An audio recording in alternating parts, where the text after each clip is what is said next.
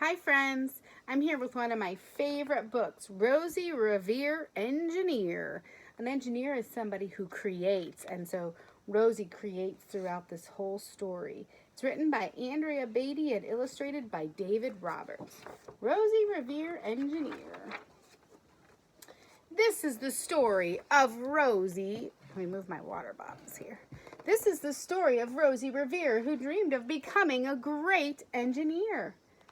In Lila Greer's classroom at Blue River Creek, young Rosie sat shyly, not daring to speak. So there's Rosie. She's real shy. But when no one saw her, she peeked in the trash for treasures to add to her engineer's stash. And late at night, Rosie rolled up her sleeves and built in her hideaway under the eaves. So she loves to build things, and she likes to take just junk, old recycled things and toilet paper tubes and bottles, and she likes to build cool things. Alone in her attic, the moon high above, dear Rosie made gadgets and gizmos she loved. And when she grew sleepy, she hid her machines far under the bed where they'd never be seen.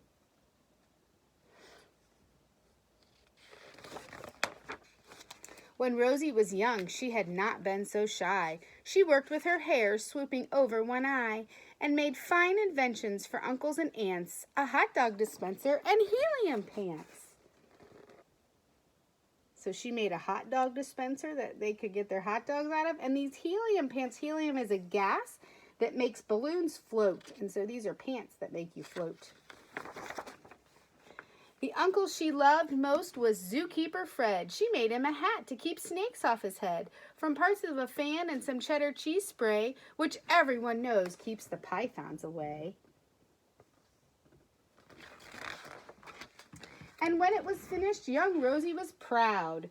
But Fred slapped his knee and chuckled out loud. He laughed till he wheezed and his eyes filled with tears, all to the horror of Rosie Revere, who stood there embarrassed, perplexed, and dismayed. She looked at the cheese hat and then looked away.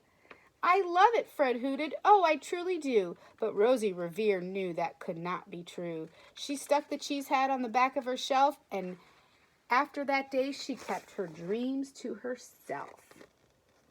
So her uncle laughed at her, and she was scared to create again. So she put all of her creations up on a shelf.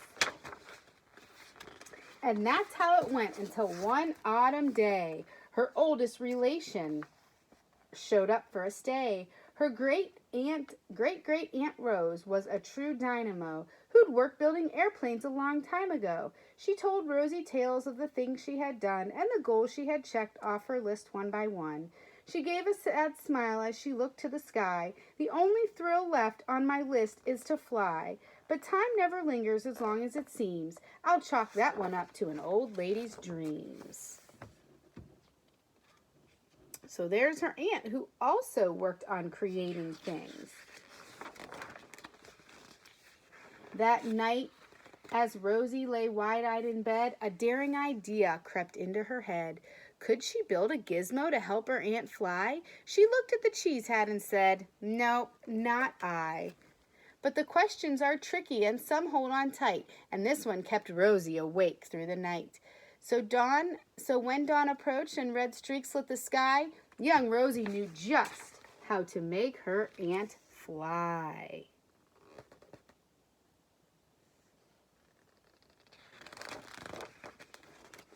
She worked and she worked till the day was half gone, then hauled her cheese copter out onto the lawn to give her invention a test just to see the ridiculous flop it might turn out to be. So she decided to create again, and she went ahead and she created something that she thought would fly. And so she brought it out to test it out and see if it would work.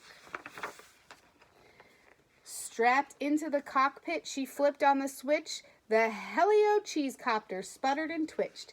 It floated a moment and whirled round and round, then froze for a heartbeat and crashed to the ground.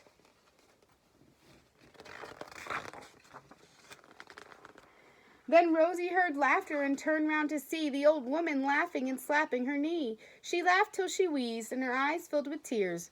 all of the horror to Rosie Revere, who thought, "Oh no, never, not ever again will I try to build something to sputter or spin, or build with a lever, a switch, or a gear, and never, never will I be a great engineer." She turned round to leave, but then Great Aunt Rose grabbed hold of young Rosie and pulled her in close, and hugged her and kissed her and started to cry. "You did it! Hooray! It's the perfect first try.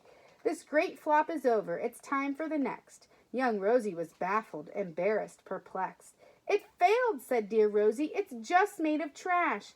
Didn't you see? The cheese copter crashed." "Yes," said her great aunt, "it crashed. That is true. But first it did just what it needed to do. Before it crashed, Rosie, before that, it flew."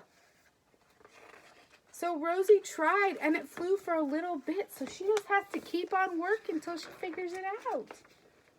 Your brilliant first flop was a raging success. Come on, let's get busy and on to the next.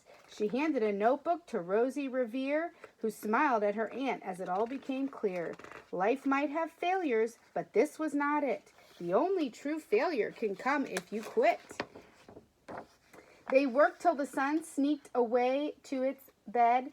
Aunt Rosie tied her headscarf around Rosie's head and sent her to sleep with a smile ear to ear to dream the bold dreams of a great engineer. So if you can't get it, you just have to keep trying until you get it.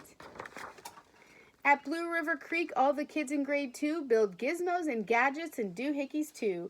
With each perfect failure, they all stand and cheer, but no one quite as proudly as Rosie Revere.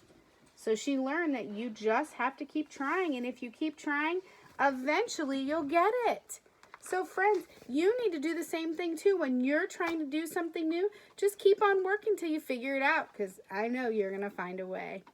I'll see you next time. Bye, friends.